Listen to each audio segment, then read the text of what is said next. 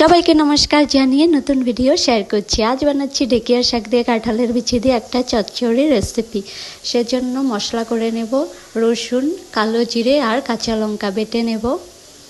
এবার কেটে রাখা কাঁঠালের বিচি, আলু আর ঢেকিয়া শাকটা কড়াইয়ে দিয়ে দিব। তার উপরে দিয়ে দিব বেটে রাখা সর্ষের সঙ্গে কাঁচা লঙ্কা আর রসুনটা, সঙ্গে লবণ, হলুদ গুঁড়ো আর সর্ষের তেল দিয়ে ভালো করে মাখিয়ে নেব।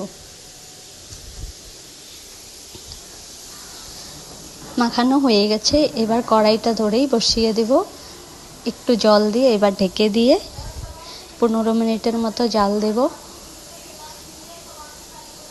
তারপর আরেকটু ভালো করে মিশিয়ে নিয়ে আবার ঢেকে দেব। প্রায় সেদ্ধ হয়ে গেছে, কিন্তু জলটা শুকাতে হবে সেজন্য।